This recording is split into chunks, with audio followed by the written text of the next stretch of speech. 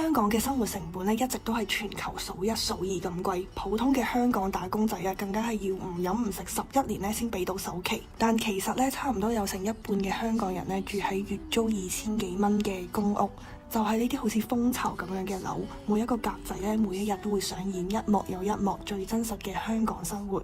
Hello， 大家好，我係 Cool。咁我由香港搬到嚟深圳咧，不知不覺已經半年有多啦。原因就係咧，香港嘅屋企真係有啲細嘅。咁同大家簡單咁樣介紹一下香港主要有邊幾類型嘅房屋先啦。咁第一咧就係一啲資助房屋，就例如話公屋啊同埋居屋呢啲。咁公屋咧就係由香港房委會提供嘅，佢嘅租金就會比較低廉啦，都係要經過入息審查啦，同埋輪候嘅時間咧會比較長嘅。咁第二咧就係一啲私人樓宇啦，咁就由一啲私人嘅發展商去建造嘅。咁講真啦，可能香港普通嘅打工仔咧做嘢做成20-30年咧先可以儲到首期嘅。咁 Cool 咧，除非六合彩中咗頭獎啦，如果唔係咧，真係唔會諗置業呢個問題咯。不過都歡迎大家一鍵心連，早日幫助 Cool 上車。香港咧真係寸土寸金，私人樓宇嘅價錢咧咁昂貴，其實好多家庭咧都係難以負擔嘅。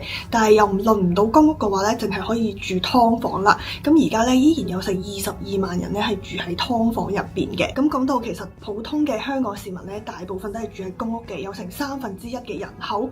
咁今日咧我都係諗住去探訪一個一樣住公屋嘅朋友啦，俾大家睇下香港普通市民真正嘅居住環境係點樣樣嘅。咁去得人哋屋企梗係唔可以空手揈揈咁啦，咁我都準備咗一份禮物咧送俾佢。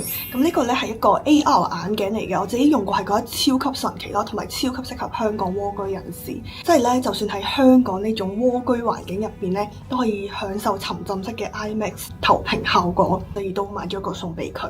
咁我哋而家就出發啦！根據2024年3月全港公屋戶平均租金咧係2297蚊，咁實際嘅租金咧會因應單位嘅面積、樓層同埋景觀呢啲因素咧有所不同嘅。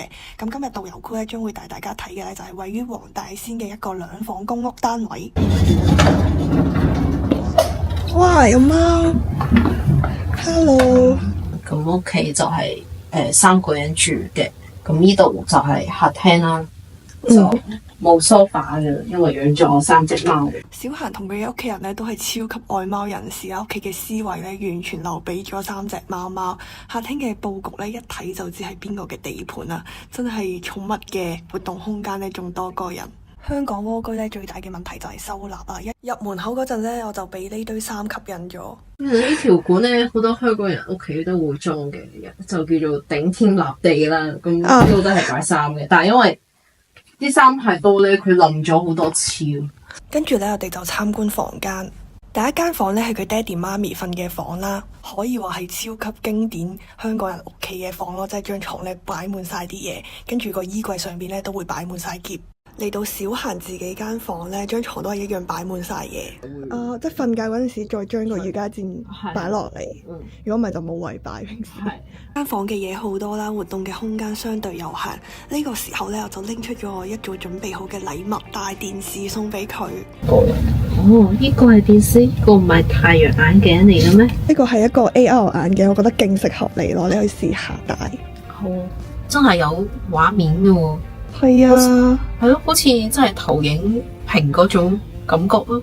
係咪好神奇啊？係啊，裏面有好多電影可以睇啊。我覺得呢個真係好好用咯，因為嗰陣時啱啱搬去深圳啦，跟住我原本係諗住買投影機嘅，但係又覺得搬嚟搬去好麻煩，跟住我發現咗呢個咧真係好好用，即係咧佢又夠輕啦，即係完全就係一副眼鏡嘅重量。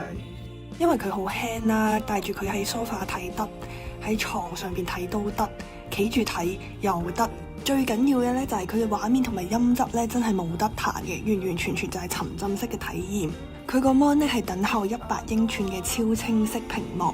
我每日宅喺屋企咧最期待嘅事咧就係瞓覺之前睇電影，真係超級解壓。可以話係我獨居咁耐以嚟咧最值得購入嘅電子產品之一。尤其是香港嘅屋都好細啦，帶住佢咧真係好似去咗異空間咁咯。我個 friend 而家咧就係完全沉醉咗喺入邊，唔記得自己喺呢間房入邊咁。香港普通家庭嘅屋企咧，大概就係咁，唔知同大家想象之中一唔一樣呢？咁睇完入邊咧，我哋就出去行下啦。香港嘅公屋咧，唔單止會提供居住嘅空間啦，仲會配備各種實用嘅設施，滿足居民嘅日常生活要求。呢邊附近都有大型商場同埋街市啦，可以滿足到衣食住行。我覺得而家香港啲街市全部都係咁咯，都即係好乾淨咁樣，即係冇以前嗰啲街市 feel。全部都整咗做好似商場咁，而家香港啲街市喺屋邨生活咧，就會更加有街坊 feel 啦，人與人之間嘅距離咧就會更加近。咁其實香港嘅居住問題咧已經係老生常談啦，周不時都會有一啲關於公屋嘅新聞啦。但係喺呢個環境之下咧，我哋就會成日聽到社會上一啲聲音，就唔係好理解點解香港嘅後生仔要躺平。為一個有機會讀大學嘅人，你有乜理由同本來係社會要資助嘅有困難嘅嗰啲人一齊去搶資源啫？就是有點像最近那種老鼠人話題一樣。但係呢個背後咧，我覺得係存在一個更複雜嘅現實嘅。咁面對住天價嘅租金同埋買樓冇呢啲遙不可及嘅現實，咁好多後生仔可能就要調整自己嘅生活目標，即係將自己嘅收入咧維持喺一個較低嘅水平，先可以再去申請公屋。即係有陣時唔係佢哋唔想努力咯，而係喺一個咁高嘅樓價底下咧，躺平係一個生存嘅策略。咁唔知大家對香港嘅房屋問題又點樣諗呢？歡迎喺評論區留言。咁我哋今日條片咧就到呢度啦，下次再見啦，拜拜。